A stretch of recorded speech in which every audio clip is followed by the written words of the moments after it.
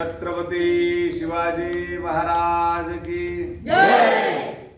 कालच्या भागात आपण कुठं होतो तर शहाजी राजांना भेटायला जिजाऊ मासाहेबांनी बाळराजे कुठे गेले होते? बेंगलोरला. कर्नाटक त्यांची त्यावेळेस जहागीर होती. कर्नाटकात बेंगलोरला त्यांना भेटायला गेले आणि तिथं शिवाजी महाराजांनी काय काय पाहिलं होतं तर हम्पीचे मंदिर, विजयनगरचं साम्राज्य, सगळ्या गोष्टी पाहिल्या आणि त्यांना अशी शंका आली, मनामध्ये कुतूहल निर्माण झालं की हा एकमेव हिंदू राजा आहे ज्याचं सगळ्या अखंड भारतावरती राज्य होतं, एवढा बलाढ्य राजा होता. पण त्याच्याकडून अशी काय चूक झाली की एका लढाईमध्ये, राक्षसगडीच्या लढाईमध्ये याचं पूर्ण राज्य उद्ध्वस्त झालं. अजिबात काही राहिलं नाही. पूर्ण राज्य उद्ध्वस्त कसं काय झालं? शिवाजी महाराजांच्या मनामध्ये शंका येत राहिली किंवा एवढं बलाढ्य सैन्यबल होतं, राज्यात पकड होती राज्यावर, पण एका छोट्याशा राक्षसगडीच्या लढाईमध्ये पूर्ण राज्य, आणि ती मनात शंका आल्यावर ते शहाजी राजांजवळ तेव्हा शिवाजी महाराजांनी ह्या शंका विचारली तेव्हा शहाजी राजांनी सांगितलं की गाफीलपणा, स्वतः ओव्हर कॉन्फिडन्स ज्याला म्हणतो, अशा काही ज्या घटना घडल्या असतील त्यांना त्याने समजून सांगितलं आणि त्यांना सांगितलं की एक मंत्र दिला आणि तो मंत्र कोणता होता तर गरिबी घावा. Very good. म्हणजे तुमच्या लक्षात आहे काल काय झालं तर या साऱ्या गोष्टीची कुजबूज कोणाजवळ जायला लागली? अली आदिलशहाजवळ. आपण बघितलं की जे स्थानिक सरदार होते किंवा त्यांचे जे लोक होते जे वर्तनासाठी किंवा ज्यांना जहागिरी लागत होती अशा लोकांनी कुजबूज तिथं आदिलशहापर्यंत करायला सुरू केली. काय की बाबा शहाजी भोसलेचा मुलगा हा सामान्य लोकांमध्ये बसतो, सामान्य पोरांमध्ये खेळतो, जहागिरीवर वचक राहिला नाही, सैन्य तयार करायला लागला, अशा म्हणजे बस एका पॉलिटिकल लोकांच्या आजूबाजूला जसे लोक कान भरणार असतात तसं कान भरायला लागले. आणि त्याच्यामध्ये सगळ्या गोष्टी हळूहळू घडत चालल्या, लोक जमत चालली. आणि हा काळ कोणता होता तर 1640 ते 1642 पर्यंतचा काळ. या काळामध्ये या सगळ्या गोष्टी घडत होत्या. त्याच्यानंतर तिथं मग सगळ्या गोष्टी घडत असताना वेगवेगळे लोक जुळत गेले आणि मग हळूहळू 2-3 किल्ले घेतले शिवाजीराजांनी. कोणता घेतला पहिले? तोरणा. त्याच्यानंतर कोरीगड, सुभानमंगल आणि कोंढाणा राजांनी ताब्यात घेतला. आदिलशाही थक्क झाले की बाबा एवढे पोर आपण द्यायला हसण्यावर नेत होतो की या पोरांचं काय, पण एवढे 3-4 गड घेतले. सुभानमंगल हा भुईकोट किल्ला होता, पण बाकीचे छोटे छोटे कोंढाणा सुद्धा त्यावेळेस लहानपणी एकदा घेतला होता. म्हणजे आता आधी आपण जेव्हा सिंहगडचा विषय काढतो तेव्हा आधी त्याचं नाव, काल कोणीतरी मला विचारत होतं ना की आधी त्याचं नाव काय होतं गडाचं, त्या दिवशी विचारलं ना. हा, तर त्या गडाचं नाव आधीपासून कोंढाणा होतं आणि कोंढाणा लहानपणी शिवाजी महाराजांनी घेतला होता. कोणते कोणते गड घेतले होते? तोरणा, त्याच्यानंतर कोरीगड, सुभानमंगल, कोंढाणा, हे सगळे ताब्यात घेतले. आणि मग आदिलशाहीला ही खबर गेली की एक मराठी सोहळा पोरगा सुलतानाविरुद्ध बंड करतोय. कुठून आलं हे बळ? आणि हे बळ, हा जो बंड आहे हा मोडलाच पाहिजे. या विचाराने मोहम्मद आदिलशहाने एक अत्यंत धूर्त डाव रचला. मोहम्मद आदिलशहाने काय केलं? एक डाव रचला. या शिवाजी भोसल्याच्या बापालाच जर आपण अचानक छापा घालून कैद केलं तर हे बंड जागच्या जागी थांबल आणि शिवाजीला पण रुमाला हात बांधून आपल्या पुढे यावं लागलं आणि आपण त्याला पण ताब्यात घेऊ आणि जे किल्ले ते आहे ते आपल्याला मिळून जातील. यावेळी त्यांनी शहाजीला कैद करायची गरज पडली तर ठारच मारायचं असं ठरवलं. किंवा जर शहाजीला आपण कैद केलं मग नुसतं कैद नाही करायचं तर ठार मारून टाकायचं. कारण शहाजी बलाढ्य सैनिक होतो. शहाजी सोबत अगदी विश्वासातले लोक होते भरपूर. आदिलशहाला भीती होती तर नुसतं शहाजीला कैद केलं तर हे लोक बंड करतील आणि बंड फोपल. म्हणून ठरवलं की शहाजीला जर कैद करायचं आणि गरज पडली तर ठार मारायचं. आणि दिनांक 25 जुलै 1648 ला, कोणत्या तारखेला? 25 जुलै 1648 या दिवशी शहाजी राजांवर वजीर मुस्तफा खान नावाचा एक सरदार होता आदिलशहाचा, जो सोबत राहायचा कामाला सोबत. यांनी एका ठिकाणी छावणी पडलेली होती. त्या छावणीमध्ये तंबूमध्ये शहाजी राजे आराम करत होते आणि पुढच्या मोहिमेची आखणी चालली होती. आणि असं वाटलं की आता मुस्तफा खान आपल्या सोबतचा आहे. याने विश्वासघात करून छापा घातला आणि काय केलं? शहाजी राजांना कैद करून घेतलं आणि ते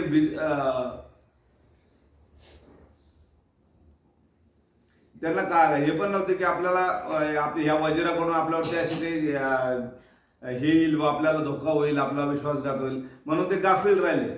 आणि काही दिवसापूर्वीच त्यांनी जेव्हा शिवाजी महाराजांनी शंका विचारली होती का विजयनगरचा राजा कस काय झाला, तर तेव्हा त्यांनीच सांगितलं होतं गाफील राहिले. आज योगायोगाने ते स्वतः गाफील राहिले होते. आणि ते वजीर जो होता मुस्तफा खान यांनी त्यांना कैद केलं, हातपायात बेड्या ठोकल्या आणि राजांची रवानगी कैदी म्हणून विजापुरात आणली, विजापुरात घेऊन आले तर. आणि ही घटना कुठं घडली होती, कैद करायची तामिळनाडूमध्ये. आता मदुराई जे टेम्पल आपण म्हणतो ना, मदुराई, या मदुराईमध्ये ही घटना घडली होती. शहाजी राजांना कैद करायची आणि शहाजी राजांना अपमानास्पद रीतीने विजापुरात आणण्यात आलं. आणि ही कामगिरी कोणावर दिली होती, अफजल खानावर दिली होती. आणि राजांना त्यांनी 7 मंजिल नावाची हवेली होती आदिलशहाने बांधलेली, तिथं कैद करून ठेवण्याचा विचार केला. आणि अफजल खानाला हे मोठेपणा वाटत होता. त्याने हे हातात कड्या, साखळदंड बांधून हत्तीवर बसवून आणलं आणि मोठमोठ्याने अफजल खान अपमान करायचा, सांगायचा की हे VIP कैदी आहे. या बातम्या पसरायच्या आतच आदिलशहाने पुण्याकडे एक मोठी फौज दिमतीला देऊन फतेह खान या सरदारास रवानगी केली. शिवाजी राजांचा आणि त्याच्या लहानसे नवराज्य कब्जात घेण्याकरता राजगडावर शिवाजी राजांनी ही भयंकर बातमी समजली की तीर्थरूप साहेब शाही कैदेत पडले आणि आपल्यावर फतेह खान चाल करून येते. इकडे त्यांनी काय केलं की शहाजी राजांना कैद करून घेतलं आणि आणलं विजापूरला. अफजल खानावरती ती जबाबदारी दिली. इकडं फतेह खानला जबाबदारी दिली, त्याच्या दिमतीलाच फौज दिली आणि त्यात सांगितलं की जे स्वराज्य आता शिवाजीने कब्जा केलाय ते पूर्णपणे संपवून टाक, नेस्तनाबूत करून टाका, बेचिराग करून टाका आणि वाटलं तर त्यालाही तिथं कत्तल करून टाका. ही बातमी बादशाहने, ही बातमी राजगडावर कोणाला कळली, शिवाजी राजांना कळली की आपल्या आबासाहेबांना तीर्थरूपांना त्यांनी अटक केली आणि आपल्या स्वराज्यावरती फतेह खान चालून येतोय. तर बादशहाचा उघड आता सवाल होता की एक तर स्वराज्य वाचव नाही तर बाप वाचव. 2 ऑप्शन ठेवलेत त्यांनी. त्याच्या डोक्यात काय होतं, एक तर बापाला सोडवायला हा सगळ्या घेतलेला देऊन आणि शरण येईल आणि दोघं आले की दोघांना कत्तल करून टाकायचं, किंवा मग एक तर स्वराज्य वाचव किंवा तुझ्या बापाला वाचव. आणि धर्मसंकट असं होतं की काय वाचवायचं नेमकं. बोल बरा, स्वराज्य हवे की बाप हवा. शहाजीला आम्ही कोणत्या क्षणी ठार मारू शकतो हे मुकाटपणे शरण ये. जे बळकवलं आहे ते तुझं नखा एवढं स्वराज्य आमच्या स्वाधीन कर, माफी माग, तर बाप सुटेल, नाहीतर अवघड भोसल्यांचं खानदान मुरगळून टाकू. हा सवाल भयंकर होता. वडिलांचे प्राण की स्वराज्याचे रक्षण, काय वाचवायचं, आईचं सौभाग्य की स्वराज्य. दोन्ही तीर्थरूपच, मग दोन्ही वाचवायचे. कारण आईचं सौभाग्य वाचवायचं, आईने स्वप्न पाहून उभं केलेलं स्वराज्य वाचवायचं. दोघंही तेवढं पवित्र होता शिवाजी महाराज. आणि वाचवायचं का हा सवाल शिवाजी महाराजांच्या मनातील विचारही तेवढ्याच क्रांतिकारक होता. त्यांनी सांगितलं की नाही, वाचवायचं दोन्ही वाचवायचं. असा विचार करून विचारवंत योद्धा इतक्या लहान वयात ज्ञानेश्वरांच्या नंतर 350 वर्षात प्रथमच मराठी मातेत उगमला होता. येणाऱ्या शाही फौजेशी झुंज द्यायची असा ठाम निश्चय राजांनी केला. राजांचं लष्कर बळ चिमूटभर होतं, आक्रमक परातभर होते. नक्कीच तुकारामांचे विचार युवा शिवाजींच्या राजांच्या मनात रुंजवत होते. रात्रंदिन आम्हा युद्धाचा प्रसंग अंगी निश्चय बळ, तुका म्हणे हिची फळ. अगदी ठरवून केलं होतं की आता आपल्याला दोघांना वाचवायचं आहे, युद्ध तर करायचं आहे. आपली सैनिक एवढं चिमूटभर, येणारे परातभर. कुठं ताळमेळ होता का, एकदम स्ट्रॉंग सैन्याच्या विरुद्ध लढायचं आहे, डेअरिंग करायचे. पण काय होतं, राजे अतिशय विचारपूर्वक आणि योजनाबद्ध आपल्या आराखड्यात रोखीत होते. शत्रूंचा जास्तीत जास्त फौजेचा आपल्याला कमीत कमी फौजेनेशी पूर्ण पराभूत करायचा डाव, हाच संकल्प आणि क्रांतिकारक सिद्धांत होता. कोणतं ठरवलं, गनिमी काव्याचे शस्त्र वापरायचं आणि इकडे वडिलांना पण वाचवायचं आणि जो फतेह खान चालून आला याला पण संपवायचं. तोपर्यंत फतेह खान स्वराज्यात आला होता. फतेह खानने हळूहळू चाल करून यायला सुरू केली होती. बिजापुरी आदिलशाहीचा सरदार फतेखाना मोठ्या फौजेने करे पठार म्हणजे पुरंदर तालुक्यात शिरला होता. त्याचा तळ जेजुरी जवळच्या बेलसर गावाजवळ पडला. त्याला खात्री होती की शिवाजी राजांचं बंड आपण लवकरात लवकर साफ मोडून काढू. त्याला माहित होतं एवढं मोठं सैन्य घेऊन आपण आलो, शिवाजी राजा सैन्य एवढंच आपण साफ मोडून टाकू, काय आपल्याला वेळ लागणार नाही. आपण समजतो कधी ओव्हर कॉन्फिडन्स मध्ये हे काय. त्या आविर्भावात तो पुरंदर तालुक्यामध्ये घुसला. त्याने जेजुरी जवळ त्याच्या पूर्ण हे छावणी लावली. आपल्या सैन्याचा एक विभाग शिरवळ पाठविला व नीरा नदीच्या काठी शिरवळला एक भुईकोट किल्ला आहे, नव्याने स्वराज्याने कब्जा केलेला होता, त्याचं नाव सुभानमंगळ. आता मी म्हणलं तोरणा, सुभानमंगळ, कोंढाणा किल्ले घेतले होते. त्यातला जेजुरीच्या आणि त्या जवळ शिरवळ जवळ एक तुकडी त्यांनी डिवाइड केली. सैन्य एका ठिकाणी नाही ठेवलं, डिवाइड केलं. शिरवळला अर्ध सैन्य पाठवलं फतेखाने आणि त्यांनी तो सुभानमंगळचा जो किल्ला होता तो ताब्यात घेतला. तिथलचं भगवा निशाण उतरवलं आणि तिथं मोगली हिरवं निशाण, तिथं भुईकोट किल्ला जो होता सुभानमंगळ त्याच्यावरती, तिथे सुभानमंगळ एका गावातच जिंकला. आपण तिथे सैन्यच नव्हतं जास्त, तर ते सुभानमंगळ त्याला एका गावात जिंकला. मराठ्यांचा हा स्वराज्याचा पहिला पराभव झाला.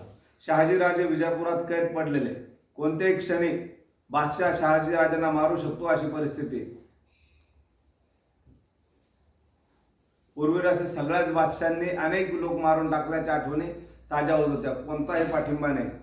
आणि बादशहाचं सगळ्या मोगलांचा किंवा इस्लामिक राजांचा एक इतिहास होता की त्यांच्या ताब्यात जर कोणी आला तर मारून टाकायचं. त्यांनी स्वतःचे भाऊ नाही सोडले, औरंगाबादने स्वतःचा बाप नाही सोडला, मग शहाजीराजांना सोडतील का? इतिहास शेवटी इतिहास जे आपण आता ऐकतो एवढं सगळं तर आकाशासाठी, तर पुढच्या भविष्यात आपल्याला त्या सगळ्या कल्पना येण्यासाठी. मग त्यांना गॅरंटी होती की आपल्या वडिलांना येथे सोडणार नाही. आणि पाठीमागं काही तेव्हा भक्कम पाठिंबा नव्हता, कारण वय लहान, राज्य नव्हतं, सरदार म्हणून काम करत होते. अशा परिस्थितीत शिवाजीराजांनी आणि जिजाऊ माँसाहेबांची मनस्थिती कशी झाली असेल लक्षात येतं की एवढीच एकच गोष्ट की इतक्या भयंकर आणि भीषण मृत्यूचे तांडव दिसत असूनही ही मायलेकरं थोडी सुद्धा कचरली नाहीत. त्यांचा आत्मविश्वास जबर होता. राजा रायगडावर आपला डाव आखीत होते. त्यांनी फार तर हजारभर मावळ सैनिकांशी पुरंदरचा किल्ला गाठला. तो दिवस होता 8 ऑगस्ट 1648. पावसाचे दिवस. नीरेला पाणी. पुरंदरपासून अवघ्या 12 किलोमीटरवर ईशान्येला बेलसर गावाजवळ फतेखानची छावणी होती. याच पुरंदरेच्या दक्षिणेला 10 किलोमीटरवर सुभानमंगळ होता. हा किल्ला अगदी नुकताच काल परवा एवढ्यात फतेखानच्या सैनिकांनी जिंकून घेतला होता. यावर आदिलशाही निशाण लागलेलं होतं. त्या किल्ल्यावर आदिलशाही निशाण लागलं. किल्ला घेतलेला शिवाजीराजांनी छापा टाकायचा ठरवला. नीरा नदीला पाणी आलेलं आणि त्यावेळेस काही बोटी नव्हत्या. शिवाजीराजांनी रात्रीच काळोखात बेलसरजवळ शाही छावणीवर अचानक छापा घालण्याची आणि शिरवळच्या सुभानमंगळवरही हल्ला करून तो किल्ला जिंकून घेण्याचा डाव आखला. प्रथम हमला सुभानमंगळवर. कावजी मल्हार या सरदाराबरोबर थोडं सैन्य देऊन या पुरंदरावरून थेट शिरवळला राजांनी सोडलं. या पावसाळ्यात कावजी वाटेत आडवी येणारी नीरा नदी ओलांडून सुभानमंगळवर हल्ला चढविणार होते. सुभानमंगळ किल्ल्यावर जायचंय त्यावेळेस नदीला पाणी आहे आणि त्यावेळेस बोटी नव्हत्या, पूल तर नव्हतेच, पुलाचा विषयच नव्हता. कावजी मल्हार हे सगळं सैनिक जे थोडंफार त्याच्यासोबत होतं हे सगळं सैनिकांना घेऊन नदीतून पोहत शिरवळच्या छावणीपर्यंत गेले. विचार करा किती एनर्जी वागले त्यांनी. पावसाळ्यातला पुरात वाहणारी नदी खळखळणारी, तिला क्रॉस करून तिकडे जायचं, पुन्हा तिथे जाऊन लढाई करायची. सोपं आहे का? ते अशा इतके तेरवे. नदीला पूल नव्हते, नावा नव्हत्या, पोहूनच दक्षिण तीरावर जायचे होते. सुसरीसारखे सगळे मराठी तिथे गेले. किल्ला बेसावत होता, नवे निर्धास्त होता, कारण त्यांना वाटलं आत्ता जिंकला आपण, 2-4 दिवस झाले, कोण आपल्याला अटॅक करणार आहे. कॉन्फिडन्स मध्ये होते ते, कोणी जाता येणार नाही, आता किल्ला आपल्या ताब्यात होता. कावजीने या किल्ल्यावर मावळ्यानिशी हल्ला चढवला. ते तटावर चढले, घुसले. प्रतिकार होता, पण मराठ्यांचा जोश आणि उग्र निर्धार किल्ल्यावर तुटून पडला होता. युद्ध पेटले, हल्लाकल्लोळ माजला. मराठ्यांचा मारा भयानक होता. युद्धात शाही किल्लेदार कावजी मल्हारांनी कापून काढले. आदिलशाही फौजा अक्षरशः दानादान उडाली. मध्यरात्री अंधारातच मराठ्यांचा प्रचंड विजय मिळाला. पुन्हा भगवा झेंडा सुभानमंगळवर फडकला. आधी झालेल्या पराभवानंतर खचून न जाता मावळ्यांनी शत्रूवर आग पाखडली. अचानक केलेल्या हल्ल्याचा परिणाम किल्ला मिळाला. योजनाबद्ध त्यांच्याकडे सैनिक होते, युद्धाचे साहित्य होतं. रात्रीच्या अंधारात बरंचसं तुम्ही शिवाजी महाराजांचे गनिमे कावा आमोशाच्या रात्री अंधारात आणि डायव्हर्स कंडिशनमध्ये हल्ले केले. फेवरेबल कंडिशनमध्ये कधीच डिसिजन घेतलं नाही. आणि कावजीने थोड्याशा सैन्याने किल्ला ताब्यात घेतला आणि पुन्हा जिथे ते हिरवा झेंडा लागला होता तिथं भगवा ध्वज फडकला. आता दुसरी योजना काय होती तर छावणीवर हल्ला करायचा आहे. कावजी मल्हार किल्ल्याचा बंदोबस्त करून पुन्हा पुरंदरवर आला. सारा मराठी सैन्य या विजयाचं अधिकच पेटून उठलं होतं. शिवाजी राजांनी पुढच्या मध्यरात्रीत बेलसर असाच थोड्याशा मावळ्यांशी लपत छपत जाऊन एकदम हल्ला चढवला. ते बेलसरला छावणी होती कोणाची, खानाची. त्याच्यावरती आणि यावेळी भगवा झेंडा एका मावळी तुकडी बरोबर होता. सिम्बॉल होता, एक भगवा झेंड्याची तुकडी असायची आणि अर्ध सैन्य हल्ला करणार. आणि ठरलेलं असं होतं की जर जड व्हायला लागला कारण त्यांच्याकडे पठाण आश्रम होतं खूप, ते लंबे चौडे सैनिक, ते जर हल्ला करून आले तर आपण मैदान सोडून पळून जायचं. आणि हे येऊन त्या भगव्या झेंड्याची जी तुकडी होती त्या तुकडीला येऊन मिळणार. पण झालं काय, आणि यांना सांगितलं होतं तुम्ही हल्ला करायचा नाही, आम्ही तुम्हाला येऊन मिळणार. शिवाजी महाराजांनी त्या पुढच्या मध्यरात्री बेलसर असा थोडक्यात मावळ्यांशी लपत छपत जाऊन एकदम हल्ला चढवला. यावेळी भगवा झेंडा एका मावळी तुकडीबरोबर होता. योजनेप्रमाणे राजांनी या मावळ्याच्या तुकडीला हुकूम दिला होता की तुम्ही ऐन लढाईत घुसू नका, आम्ही गनिमांवर हल्ला करतो. अजूनही फतेह खानचं सैन्य जे आहे ते आपल्यापेक्षा जास्त आहे, जमेल तसा आम्ही स्वतः फडशा पाडतो. पण छावणीत झोपलेला शाही हशम जर आपल्यावर मोठ्या बळानं चालून आला तर आपण माघार घेऊ आणि तुमच्या झेंड्याच्या तुकडीला चारोखाने येऊ. आपण सारेच पुन्हा पुरंदरला जाऊ. म्हणजे जर का समजा तिकडून झोपलेले हशम पठाण सैनिक जर आले तर त्याने परत ते हे करायला येतील, कशाला अटॅक करतील. आणि असे जर अटॅक करायला आले तर आपण माघार घ्यायची. आणि